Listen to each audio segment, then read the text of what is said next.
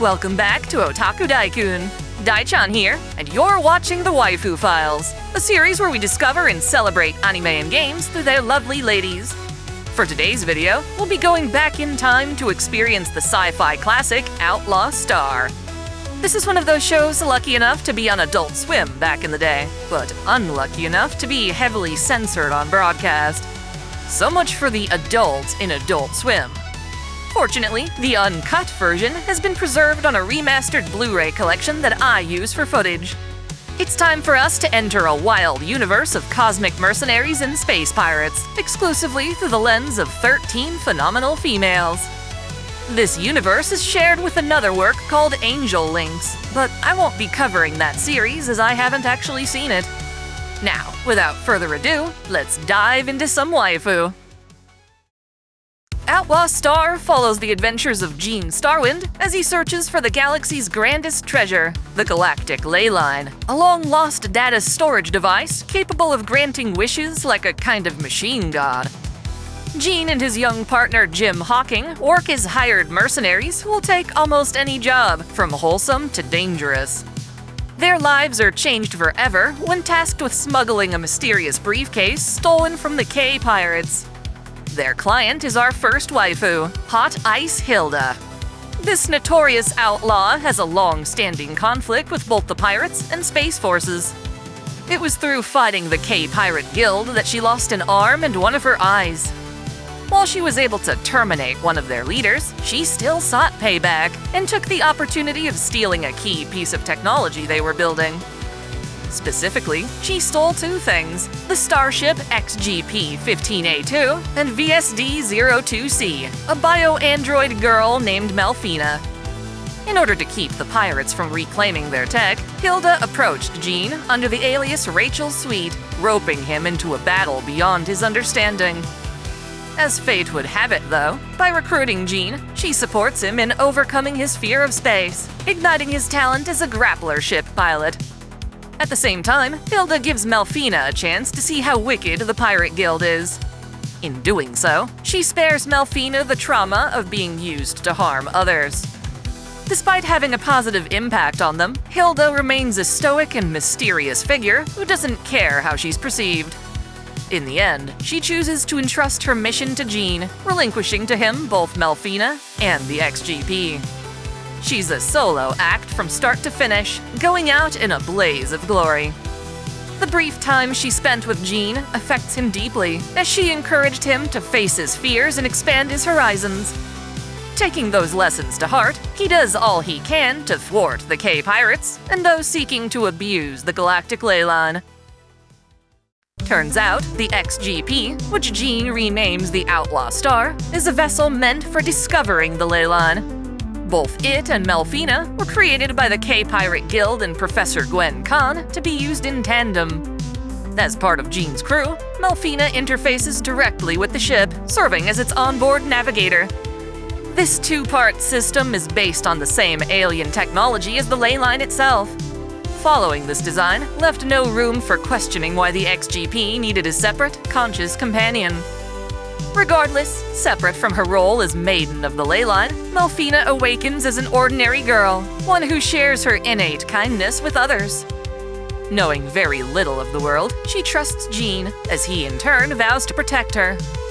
She also acts as a maternal figure to Gene's partner Jim. These two knuckleheads aren't exactly the most delicate, but they have heart where it counts, and Melfina can sense they mean well. Perhaps she's a bit too innocent, though, letting down her guard around would-be assassins. Among the crew's enemies are the McDougal brothers. Like Melfina, Harry McDougal is also an artificial human, and their shared status drives him to infatuation with her. Unfortunately, this lust turns violent and possessive, prompting him to try and steal her away through force. This isn't to say Gene is faultless either. While he certainly protects Melfina from those hoping to abuse her, his own selfish insecurities almost lead him astray. Luckily, Gene gets his shit together and helps Melfina reconcile with the truth of her existence. He shows her that, even though she was created as a glorified key, she's a person in charge of her own destiny. She refuses to be treated as a mere object, and ultimately acts toward finding a way to be with Jean indefinitely. Melfina is a blend of the ordinary and supernatural. She strives to be human, but sometimes benefits from being an android.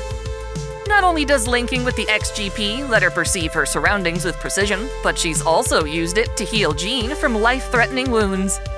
As a civilian, she compensates for her lack of combat prowess by acting as the crew's talented chef.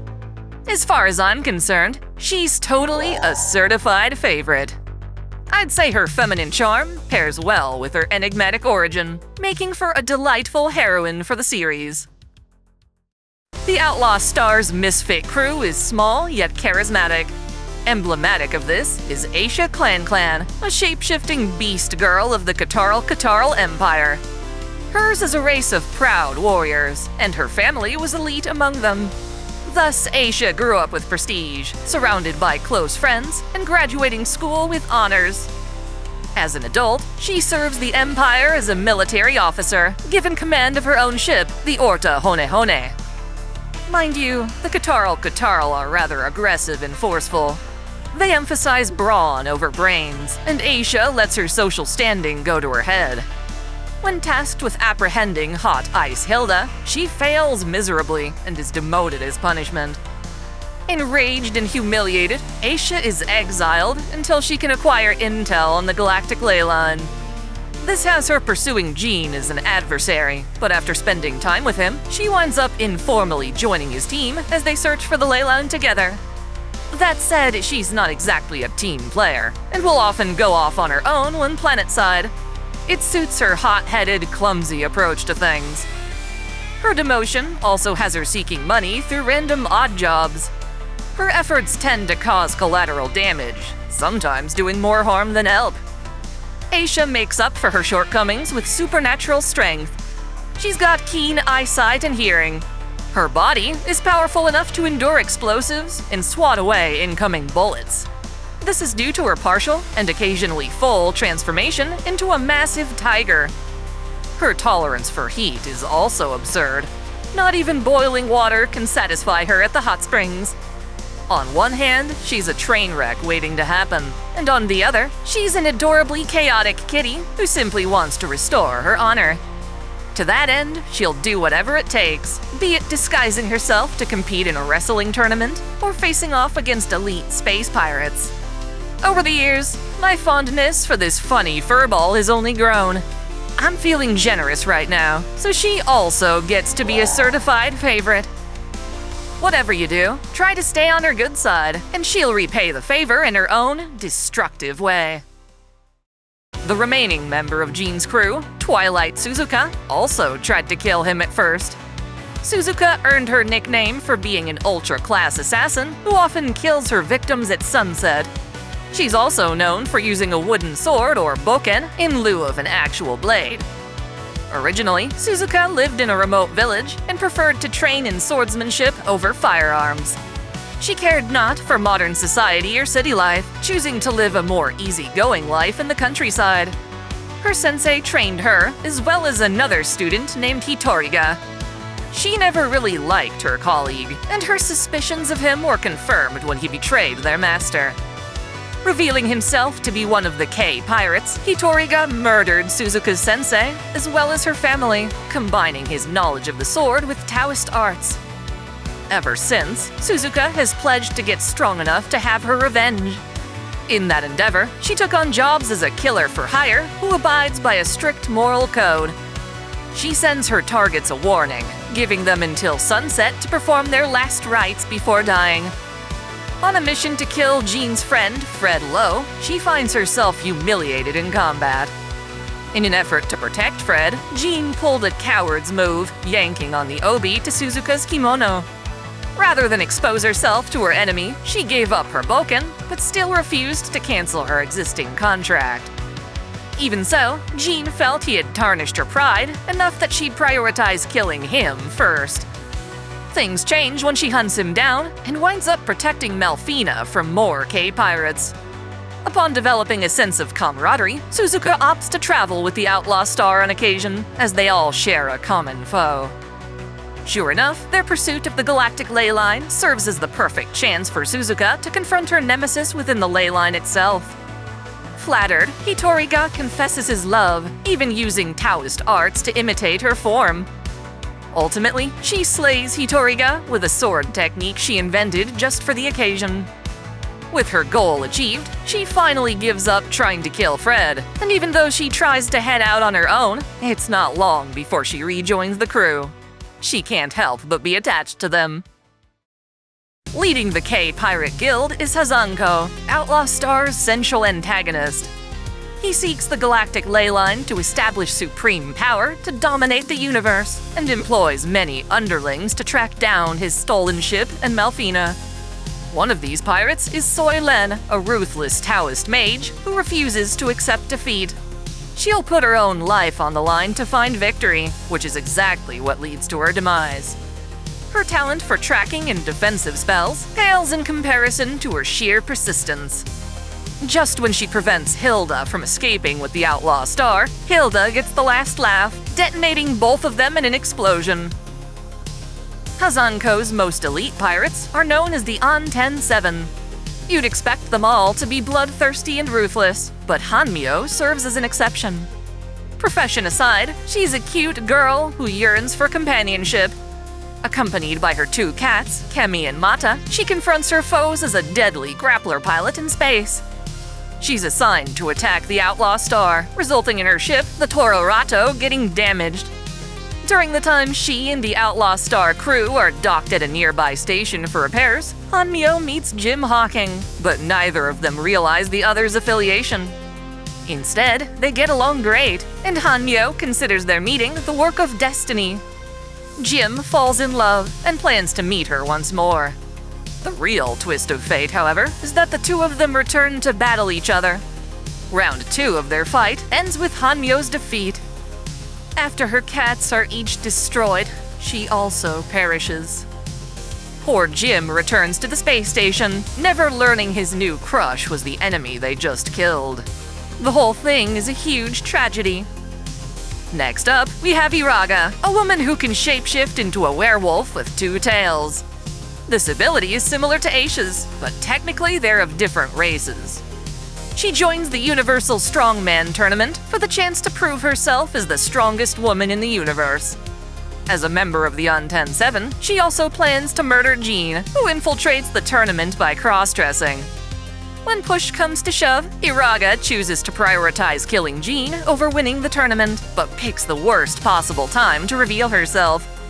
Rather than fight Jean, she winds up dueling to the death with Aisha. The tournament ends in flames, with both combatants destroying the arena. Aisha comes out on top, slaying her opponent with next to no fanfare. Before 2 demi-humans went ahead and ruined it, the Universal Strongman Tournament was championed by Reiko Ando, a muscular woman who is in love with Jean's friend Fred. She's on track to win the tournament 5 times in a row, after which Fred has agreed to marry her. Problem is, Fred is gay, and he only made that promise with Reiko, thinking she stood no chance of completing it. After losing to Iraga, Reiko thinks she's lost the love of her life and begs Fred to give her another chance. Too bad Fred's too much of a wuss to reject her properly, leaving the poor woman clinging to a false hope. I know damn well one of you guys would be more than interested in taking Fred's place. Too bad love isn't that easy. The final waifu of the Anten-7 is Hamushi, an enchanting beauty who captivates men with sex appeal. I'd be inclined to agree, except for the fact that her hood, hat, helmet thing is a huge turnoff. When Jean and the Kei Pirates all find themselves at different locations within the ley line, Hamushi stands before Jean as he tries to reach the core. Her Taoist arts are second to none, and at first she appears to thwart all the shots from Jean's caster gun. She doesn't realize, however, that Jean has some special rounds that consume his life force in exchange for powerful magic. Underestimating her opponent, Hamushi is caught in a miniature black hole, which turns her entire body inside out. Sounds painful. Jean defeats her, but at a steep cost. Before Jean set out on his journey, he used to live on the planet Sentinel-3, drinking away his troubles and sleeping with various women. His go-to hangout is Clyde's bar, which happens to employ a very pretty waitress named Iris. She's very fond of Jean, to the point where she lets him grab all over her without committing to an actual relationship. Understandably, though, she throws a tantrum whenever Jean is found hanging out with other chicks. The dude's no gentleman, but at least he protects her from the bar's less welcomed guests. I may not be covering the Angel Links anime, but the organization of Angel Links still exists within Outlaw Star. It's a private security force that specializes in fighting the pirates. One of its officers is Valeria Vertone, a spiky-haired blonde who arrests Jean and his crew upon suspecting them of piracy. She and her partner foolishly refused to check the ship's log, which would have revealed the Outlaw Star was thwarting the pirates, not helping them. Luckily, our heroes are kind enough to help out when pirates launch a surprise attack on the Special Forces base. Valeria is humbled by the ordeal and lets Jean go free. I can appreciate a woman who knows how to apologize. A far less present waifu happens to be Claire, an official overseeing the Heifong space race.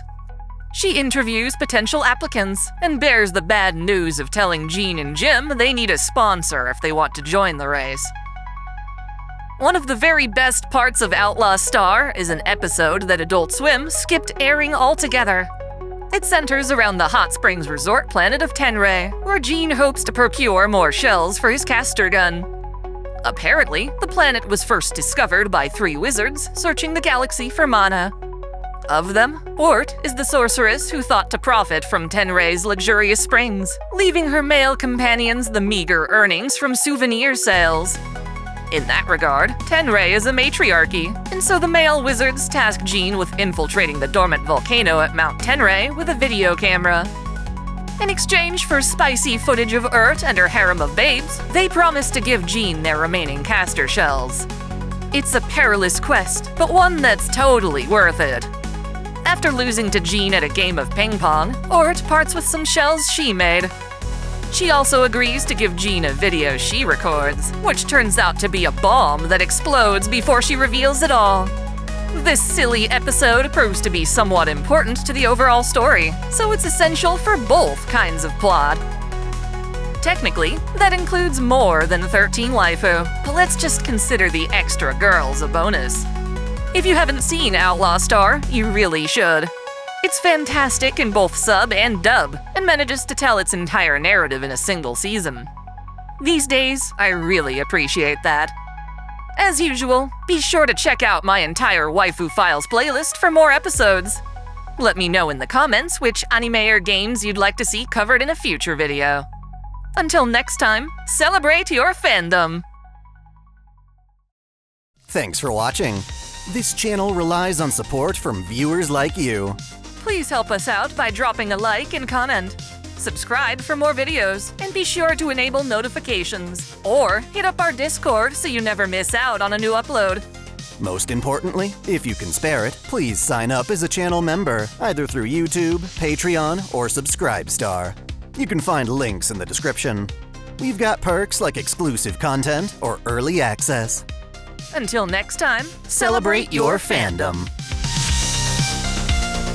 I want to give a special shout out to all my $10 and up supporters. Video Gamer 75, Dante Pendragon, Stephen Elak, Otaku Mom, Mystic Samurai 1983, Free Brick, Alexis Yukio Gomez Yamato, Lunar Works, Link Pendrago, Observer Bellis, James Hewitt, Uncanny EXP, Crow Calum, Sal Soto, Tristan Riggin, Winter's Edge, Sneer Cachette, Sunbro Torian, Dionysus, Caitlin P, Sogai CH, Sith Lord 906, Vladimir Ovna, The Taz 96, Kengo X77, Alistair Bernadotte, and Reason 99. Thank you all so much.